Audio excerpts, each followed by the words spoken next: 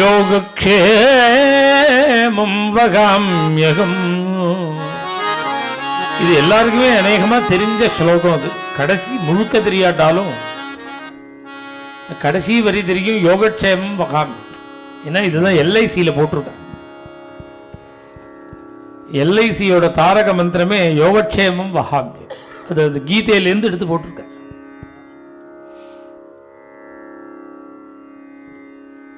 யோகம்னு ஒரு காரியம், க்ஷேமம்னு ஒரு காரியம். அது ரெண்டையும் சேர்த்து யோகக்ஷேமம்னு சொல்றோம். யோகம்னா என்ன, க்ஷேமம்னா என்ன? யோகம் என்றால் அப்ராப்தஸ்ய பிராப்திஹி, கிடைப்பதற்கு அரியதான சகல சாதனங்களையும் சேர்க்கிறதுக்கு யோகம்னு பேர். க்ஷேமம்ங்கிறது பிராப்தஸ்ய பரிபாலனம், அருமையான அரிதான வஸ்துக்கள் கிடைச்சத ஜாக்கிரதையா பார்த்துக்கணுமோ, அதுக்கு க்ஷேமம். இது யோகம் க்ஷேமம். இந்த ரெண்டு சேர்ந்து யோகக்ஷேமம். இந்த ரெண்டு காரியம் கணவன் மனைவியை சேர்த்து சொல்றது. யோகம்ங்கிறது கணவனுடைய காரியம், க்ஷேமம்ங்கிறது மனைவியோட காரியம். கஷ்டப்பட்டு சம்பாதிச்சு கொண்டு வந்து கொடுக்க வேண்டிய பொறுப்பு இப்ப ரெண்டு பேருமே சம்பாதிக்கிறா. இப்ப ரெண்டு பேருக்குமே யோகக்ஷேமம் அன்வைக்கும். முன்னெல்லாம் ஒருத்தர் சம்பாதிச்சுட்டு இருந்தா, ஒருத்தர் குடும்பத்தை பார்த்துட்டு இருந்தா. இதில் சாமான்யமா உள்ள யோகக்ஷேமம் இல்லாமல் உன்னை நான் சுருக்கமா சொல்லணும்னா உன்னை நான் பார்த்துக்கிறேன். இந்த அபயம் யாராவது யாருக்காவது கொடுக்க முடியுமோ? நான் உன்னை பார்த்துக்கிறேன்னு யாரால சொல்ல முடியும்? ஏன் சொல்ல முடியாதுன்னா அவனை யார் பார்த்துக்க போறான்னே தெரியல, அப்படி இருக்கான். இன்னைக்கு இருக்கிற நிலையை வச்சு சொல்லவே கூடாது. நாளைக்கு என்ன ஆகும்னு யாருக்கு தெரியும்? அப்ப யார் பார்த்துப்பா? நான் பார்த்துக்கிறேங்கிற கேரண்டி ரெண்டு பேரால தான் கொடுக்க முடியும். குருநாதனால கொடுக்க முடியும், பகவானால கொடுக்க முடியும். நான் பார்த்துக்கிறேன்னு குரு சொன்னா பார்த்துப்பேன், நான் பார்த்துக்கிறேன்னு பகவான் சொன்னான்னா பார்த்துப்பேன். இது எல்லாருக்கும் ஆசையா இருக்கு. நம்மளை பார்த்துட்டா தேவலாம், நம்ம பாட்டுக்கு சிவனேன்னு உட்காந்துருக்கணும். எல்லாத்தையும் ஊர்ல இருக்கிறத முழுக்க கொண்டு வந்து பெருமாள் போடணும், ஆத்துல போட்டுடணும். நாம நிஷ்கவலையா இருக்கணும். இப்படி எண்ணம் எல்லாருக்குமே இருக்கு. அது ஒன்றும் தப்பு இல்லை. இந்த பலன்ல ஆசை இருக்கு. இது வேணும்னா அதுக்கு ஒரு சாதனை ஒன்று முன்னாடியே சொல்றான் கீதையில. என்னன்னு அனன்யா சிந்தையந்தோமாம் ஏஜனா பர்யுபா. அதை விட்டுட்டான், இதை பிடிச்சுட்டு இருக்கான். நான் உன்னை பார்த்துக்கணும்னா நீ எப்படி இருக்கணும் தெரியுமோ? என்னை தவிர வேற எதுவும் கதின்னு இருக்கக்கூடாது. நானே கத்தின்னு இருக்கணும். பாதையவா பாத்தாளே ஸ்தாபயவா சகல புவன சாம்ராஜ்யே. பாதாளத்தில் அடிச்சு தள்ளினாலும் சரி, சகல புவனங்களுக்கும் சாம்ராஜ்ய பட்டாபிஷேகம் பண்ணி வச்சு உயர்ந்த நிலையில வச்சாலும் சரி, இது ரெண்டும் உன்னோட இஷ்டம். ஆனா நான் உன்னுடைய திருவடியை விடமாட்டேன்னு இருக்கானே, அவன் தான் அனன்ய நிஷ்டன். அப்படி ஒரு அனன்ய பக்தி பண்றவாளுக்கு, யார் என்ன உபாசிக்கிறாளோ அனன்ய பக்தியோட கூட அவர்களுடைய யோகக்ஷேமத்தை நான் பார்த்துக்கிறேன்.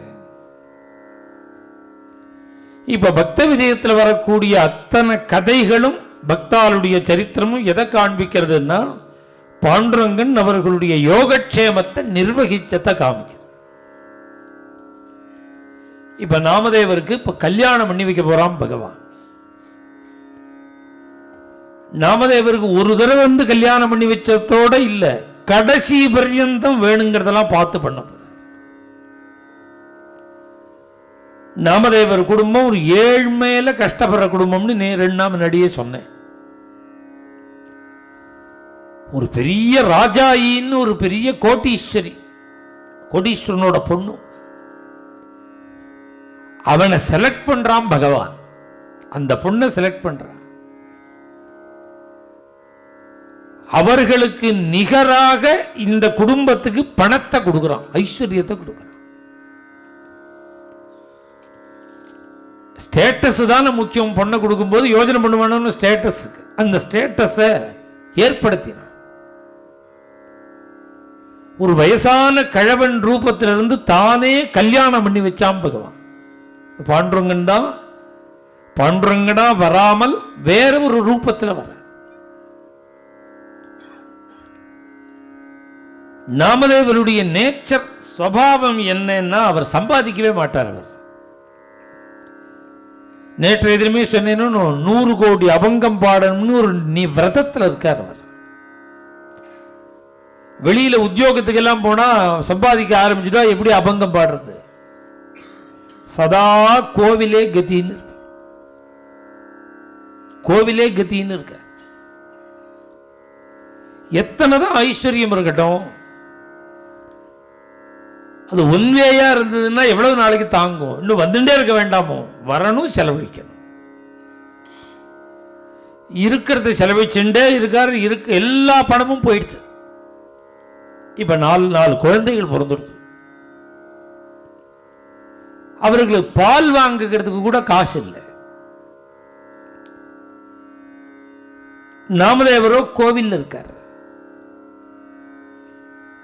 நாமதேவருடைய சம்சாரம் வயசான அந்த மாமனார் மாமியார்ட்ட புலம்புற.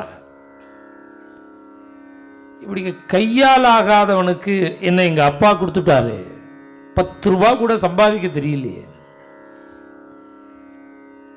இவருக்கு என்ன கல்யாணம் பண்ணி கொடுத்ததுக்கு என்ன ஒரு கணத்துல பிடிச்சு தள்ளி இருக்கலாம்,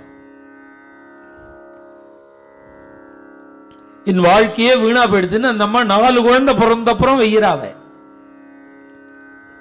ஏன் வெய்யறா அப்படின்னா ஏழ்மை வெய்யறா.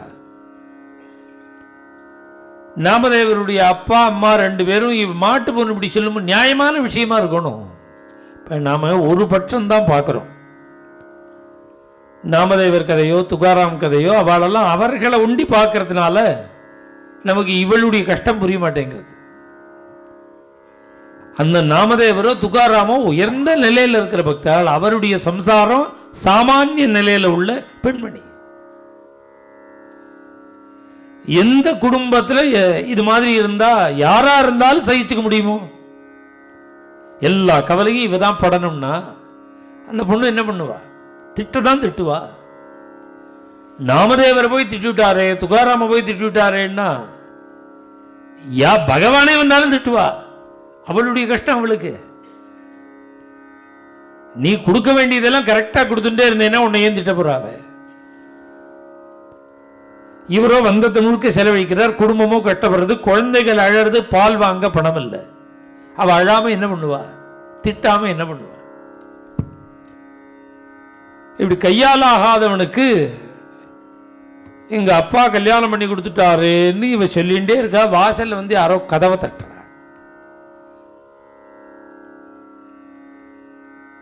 உள்ள இருந்தே இந்த தாமாஜி வயசான கிழவர் யாரது அப்படின்னு கேட்கிற. உடனே அவன் சொல்றான், நாமதேவர் இருக்காரா? அந்த ஊர்ல ஒரு வழக்கம், பண்டரிபுரத்துக்கு பாகவதாலாம் யாத்திரையா யார் வந்தாலும் நாமதேவருடைய வீட்டில் தான் போஜனம், சாப்பாடு. அப்படி சாதுக்களுக்கு எப்போது சாப்பாடு போடும். இன்னைக்கும் அந்த நாமதேவ் மந்திர்னு அவருடைய கிரகம் இருக்கு.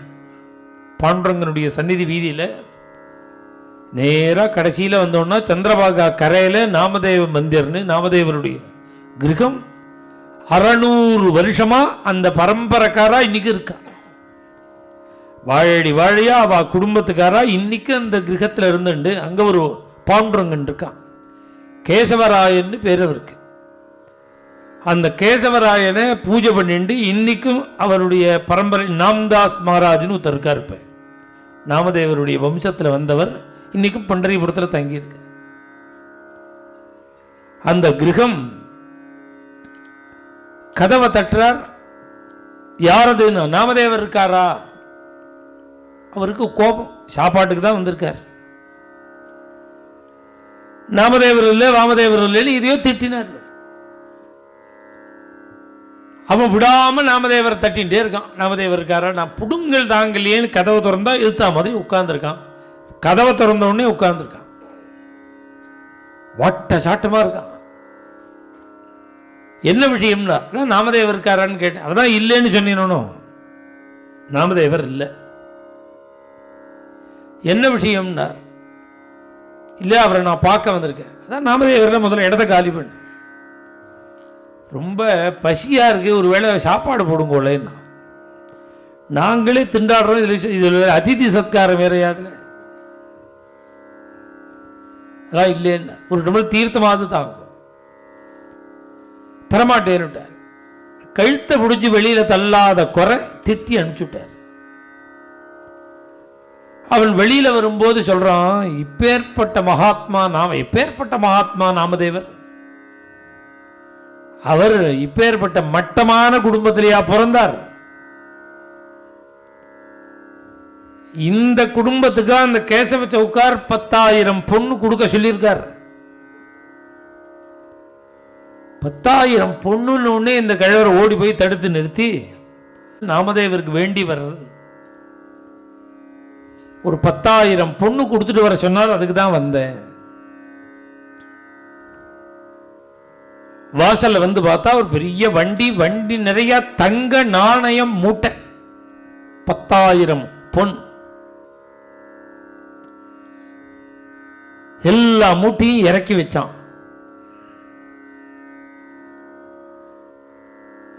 அப்புறம் இந்த தாமதேவருடைய அப்பா தாமாஜி கேட்கிறார், அப்பா ஒரு வாய் சாப்பிட்டு போனார். நான் முன்னாடி சாப்பாடு கேட்டேன், ஜலங்கூட தரமாட்டேன். இப்ப பணத்தை வாசல்ல இறக்கின உடனே சாப்பாடு சாப்பிட்றியான்னு கேட்கிறேன். நீங்க உங்க புள்ள நாமதேவரை திட்டாம இருந்தாலே எனக்கு சாப்பாடு போட்டா மாதிரி. வண்டியை ஓட்டின்னு கிளம்பிவிட்டோம். அந்த நேரம் தான் நாமதேவர் கோவில்லேருந்து வர்றார். இந்த வண்டியில் உட்கார்ந்துருக்கிறவன் நாமதேவரை பார்த்து சிரிச்சான். தெரிஞ்சவா மாதிரி சிரிச்சான். இவருக்கு ஒன்றும் புரியவே இல்லை. இப்போ ரோட்டில் தனியாக போகும்போது சிரிச்சா என்ன அர்த்தம் சொல்லுங்க? முன்னெல்லாம் சொன்னோம், இப்போ மாற்றிண்டாச்சு. முன்னெல்லாம் தனியாக சிரிச்சுன்னு ரோட்டில் போனால் பைத்தியம்னு அர்த்தம், 2 கண்டாம் பைத்தியம்னு அர்த்தம். இப்போ அது இல்லை. ஏன்னா எதையோ ஒன்று காதில் போட்டுண்டு பேசின்னு போகிறாவா, யார்கிட்டையோ ஃபோன் பேசின்னு போகிறா, அதில் சிரிக்கிறா. இப்போ இனிமே நிஜமாக பைத்தியமாக இருந்து சிரித்தா கூட நான் மாற்றிக்க வேண்டியிருக்கு. இது ஃபோன் பேசின்னு போகிறா, தனியாக சிரிக்கக்கூடாது. அகாரண ஹாஸ்யம் நம் கொலவரையில் கொண்டு விட்டுடுமா. 2-3 விஷயம் மரணம் மருந்து கொண்டு விட்டுடும். 10 பேர் தூங்கும் போது ஒருத்த முழிச்சுட்டு இருக்க கூடாது, பெரிய ஆபத்தில் வந்துடும். அது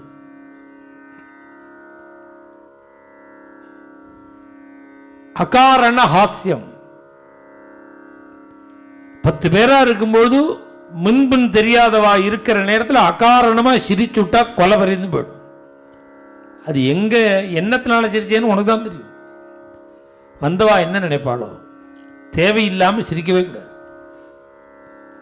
அகாரண ஹாஸ்யம்.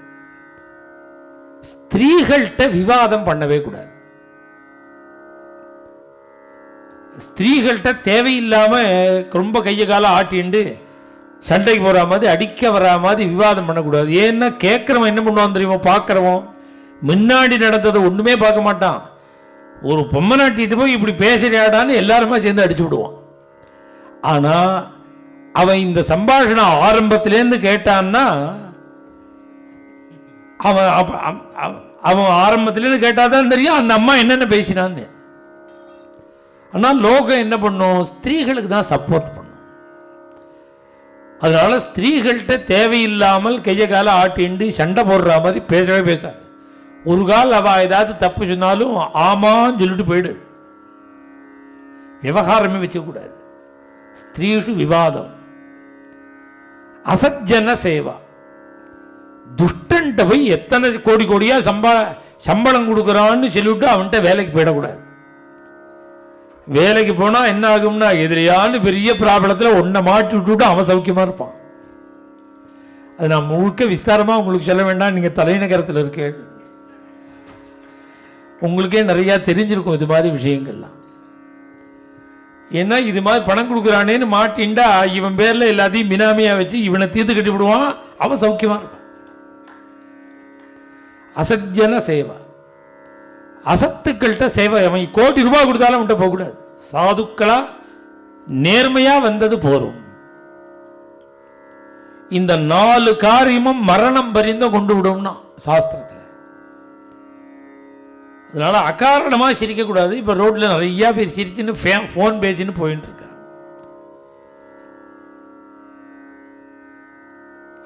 இது என்ன சம்பந்தமே இல்லாமல் சிரிச்சுன்னு போறாரேன்னு நாமதேவர் நினைச்சுண்டு ஆற்றுக்கு வந்தால் அடுப்பு மூட்டிருக்கா, கமகமன்னு வாசனை. அடுப்பு மூட்டியே 4-5 நாள் ஆச்சு. உடனே நாமதேவர் சம்சாரம் ஆகாரம் தயாராகிடுது, நீங்கள் சீக்கிரம் ரெடி ஆகுங்கோ, பாண்டுரங்கனுக்கு நிவேதனம் பண்ணுறதுக்கு. நைவேத்தியம் எடுத்து வச்சுட்டா. நைவேத்தியத்தை எடுத்துன்னு பாண்டுரங்கன்ட்டு போயிட்டார். பாண்டுரங்கன்ட்ட போனால்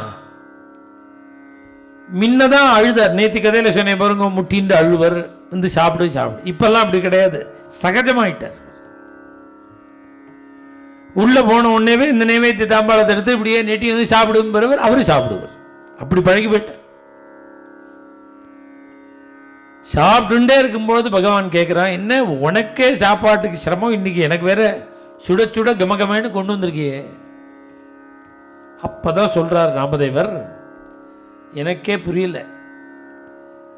யாரோ கேசவ சவுக்காரம் எனக்கு தெரிஞ்சவன் எங்க அப்பாட்ட சொல்றேன்.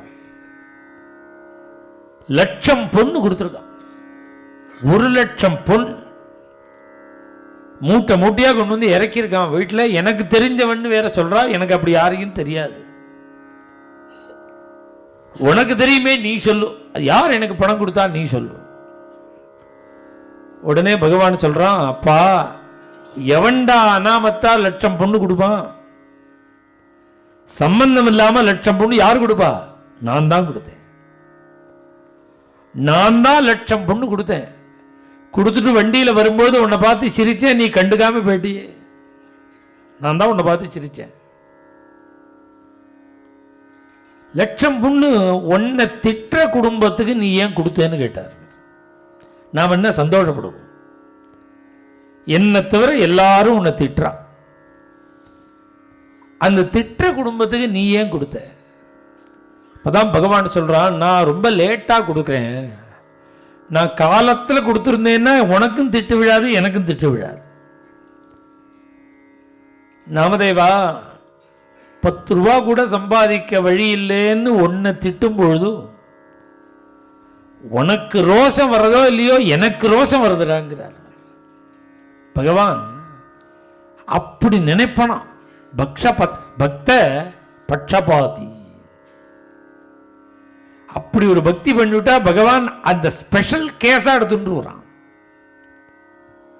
இந்த பக்தனுடைய விஷயத்தை அவன் பர்சனலா எடுத்துட்டுருவார். 1,00,000 பொண்ணு கொடுத்தாரே, அதை வச்சுன்னு ஒழுங்கா யோகக்ஷேமம் பண்ணக்கூடாதான்னு அதுவும் சில பழையபடி குடும்பம் கஷ்டம். இந்த நாமதேவருடைய சம்சாரம் பார்த்தா, பக்கத்து வீடு ஒரு அம்மா, அவளும் இதே மாதிரி ஏழ்மை தான். ஒரு நாளைக்கு பார்க்குற அந்த அம்மா எப்போதும் ஒரு அலுமினிய குடம் தான் எடுத்துன்னு கிளம்புவா. சந்திரபாகால பக்கத்தில் தான் சந்திரபாகால ஜலம் எடுக்கிறதுக்கு ஒரு அலுமினியம் குடத்தை தூக்கின்னு போவா. அன்னைக்கு தங்க குடம், பளபளபளங்கிறது தங்கம். ஜலம் எடுக்க சேர்ந்து தானே போவா. வரும்போது கேட்குறா, என்னது திடீர்னு தங்க குடம்? அவ சொன்னா, அதையும் கேட்குற, எங்காத்து மாமா ருக்மிணி தேவியை குறித்து மகாலட்சுமியை குறித்து மந்திர ஜபங்கள்லாம் பண்ணி மந்திர சித்தி பண்ணிட்டார். மகாலட்சுமி மந்திரத்தை என்ன வேணும்னு மகாலட்சுமி கேட்டா, எனக்கு ஐஸ்வர்யம் வேணும்னார். உடனே ஸ்பரிசவேதி அப்படி இன்னொரு கல்லு கொடுத்துருக்கா மகாலட்சுமி. அந்த கல்லை வச்சுண்டு எதை தொட்டாலும் அது தங்கமாயிடும். தாயாருடைய கிருபையினால எங்களுக்கு கிடைச்ச கல்லு குச்சி மாதிரி இருக்கும்.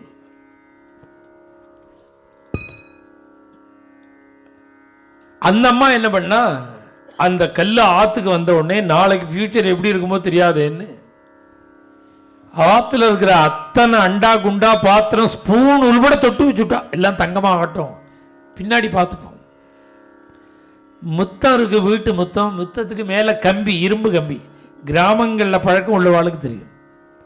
முத்தம் ஓப்பனாக இருக்கும், திருட்டு பயங்கள்லாம் இல்லாமல் இருக்கணும்னு கம்பி போட்டிருப்பா முத்தத்தில்.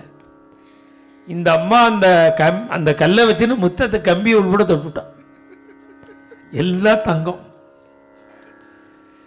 அரிசி பருப்பை தவிர பாக்கி எல்லாம் தங்கம். ஜொலிக்கிறது வீடே.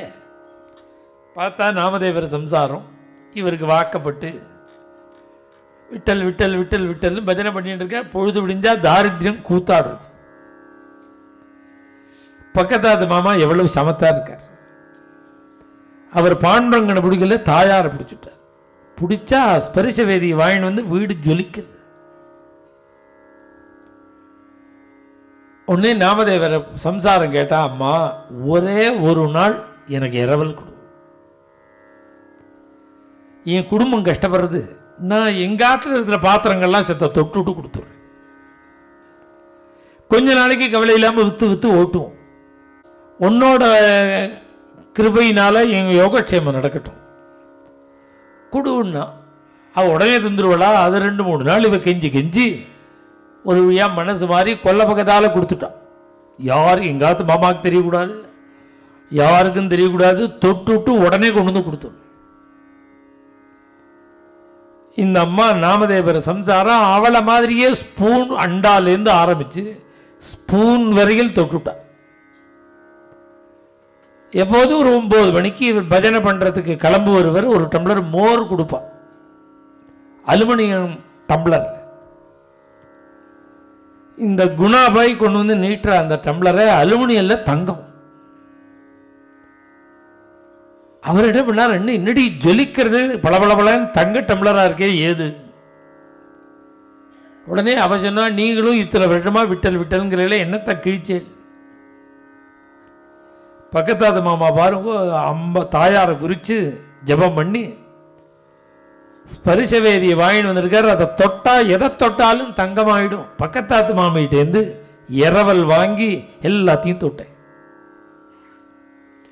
இது மாதிரி ஒரு மணி உமக்கு கிடைக்குமா? உடனே ஆச்சரியப்பட்ட மாதிரி அவர் அந்த மணி கொண்டா, நான் பார்த்ததே இல்லை பார்க்கிறேன், பார்த்ததே இல்லை பார்க்கிறேன். அந்த அம்மாவும் ஏதோ ஆசையாக கொண்டு வந்து காமிச்சா. உட்காண்டே இருந்தவர் பார்த்தார் பாருங்க, படக்குடு எழுந்துட்டார், ஓட ஆரம்பிச்சுட்டார் மணி எடுத்துட்டு. இந்த அம்மாவும் பின்னாடியே ஓடினா. அந்த மணியை சந்திரபாகா பூர்ணமா பிரவாகமா ஓடுத்து தூக்கி எறிஞ்சு விட்டார், பக்கத்தாத்து மணியை. அவ இன்னதுன்னு இல்லை, லட்சார்ச்சனை, சஹஸ்ரநாமம், லட்சார்ச்சனை, கோட்டி அர்ச்சனை எல்லாம் இருக்கு. நான் அந்த மாமி முகத்தில் எப்படி முழிப்பேன்? உடனே கொண்டு வாண்டிருக்காளே, நான் எப்படி 10 நாள் கொல்ல பக்கமே போடலைவேன். ஏன்னா அந்த மாமி கொல்ல பக்கத்தில் வந்து புடுங்குறா, மணியை கொண்டா மணியை கொண்டா. ஒரு நாளைக்கு பிடிச்சுட்டா, கையும் களவுமா பிடிச்சுட்டா. எங்கடி மணின்னு நடந்த விஷயத்தை சொன்னான். அவ என்ன பண்ணா, நேரா நாமதேவர்கிட்ட வந்துட்டான். என் மணியை கொண்டாயா? அவர் பொம்மநாட்டி இவர் பக்கத்தாத்து மாமான்னு பார்க்கல, திட்ட ஆரம்பிச்சுட்டான். ஏன் அப்படின்னா, அந்த குடும்ப சுச்சுவேஷனை பார்த்தா யாருமே அப்படிதான் நோட்டம் விடுவா. டீசெண்டா பழகிறதெல்லாம் முதல்ல ஆத்துல இருக்கிறவா டீசெண்டா பிஹேவ் பண்ணாதான் பொறுத்தியாரும் இருப்பா. ஏதாவது சில சமாச்சாரம் வந்தோன்னா, சமாச்சாரத்துக்காக ஒருத்தர் ஆற்றுக்கு போகணும்னு வச்சுக்கோங்க, டீசெண்டாக மாமாட்ட தானே ஆரம்பிப்பார். இப்படி ஆரம்பிச்சுட்டே இருக்கும்போது அங்கேருந்து உள்ளேருந்து அந்த மாமி வந்து, நீங்கள் எதா இருந்தாலும் எங்கிட்ட தான் பேசணும், நீங்கள் எதா இருந்து எங்கள் ஆத்து மாமாவுக்கு ஒன்றும் தெரியாது, எதா இருந்தாலும் எங்கிட்ட தான் பேசணும்னா அப்புறம் என்ன ஆகும்? அவர் முகத்தை பார்ப்புற அப்புறம் அவற்றை விவகாரமே வச்சுக்க மாட்டார். நாம் கௌரவம் கொடுத்தாதான். ஆத்துக்காரருக்கு சம்சாரம் கௌரவம் கொடுக்கணும், சம்சாரத்துக்கு ஆத்துக்காரருக்கு கௌரவம் கொடுக்கணும். இந்த ரெஸ்பெக்ட் நாம கொடுத்தாதான் இன்னொருத்தர் கொடுப்பா. நாமதேவர் சம்சாரம், நாமதேவர் திட்டத்தை பார்த்த உடனே அந்த அம்மா டாப் கீர் போடுறாங்க. உடனே நாமதேவர் மணியை கொண்டாடினார். நாமதேவர் சம்சாரம், ஒரு மணி சம்பாதிக்க வக்கு இருக்கா? சம்பாதிச்சு கொடுத்த மணியை தூக்கி போட்டு மணியை கொண்டாடும். அவ வாட்டுக்கு லட்சார்ச்சனை பண்றான். உட்காண்டே இருந்தார் பிறகு நாமதேவர் குபீர்னு எழுந்துட்டார். இந்த பக்கத்தாத்து மாமி நாமதேவர் சம்சாரம் பின்னாடியே ஓடினார். இது ஒரு வாரம் ஆறுது மணியை போட்டு மணியை போட்டுட்டார். எந்த இடத்துல போட்டாரோ அந்த இடத்துக்கு வந்து சந்திரபாகால குதிச்சார். உள்ள குதிச்சு முழுகி வெளியில எழுந்திருக்கும் போது கரையில 30 மணியை போட்டார். இப்படி ஒரு மணி தானே அன்னைக்கு போட்டார். 30 ஸ்பரிச மணியை கரையில போட்டார். வேணுங்கிறத எடுத்துக்கோ. இதுல இருந்து என்ன தெரியறது அப்படின்னா, இவர்களுக்கெல்லாம் சம்பாதிக்க வழி தெரியாமல் இல்லை. அவர் எத்தனை நாள் ஜபம் பண்ணி புரஸ்கரணை பண்ணி எத்தனை ஒரு மந்திர சித்திங்கிறது அவ்வளவு சுலபம் இல்லை. ஒரு மந்திரத்தை சித்தி பண்ணணும்னா அக்ஷர லட்சம் ஜபம் பண்ணணும். அஷ்டாட்சர மந்திரம் சித்தி பண்ணணும்னா 8 லட்சம். பஞ்சாட்சரம் சித்தி பண்ணணும்னா 5 லட்சம். 5 லட்சமும் இந்த கலியில போராது, 4 மடங்கு கூட்டிக்கணுங்கிறா. 20 லட்சம் பண்ணணும் பஞ்சாட்சரம். அஷ்டாட்சரம்னா 24 லட்சம் பண்ணணும். பண்ணினாதான் அதுல 10ல் 1 பங்கு ஹோமம். 8 லட்சம்னே கணக்கு வச்சு சொல்றேன். 8 லட்சத்துல 10ல் 1 80,000 ஹோமம் பண்ணணும்.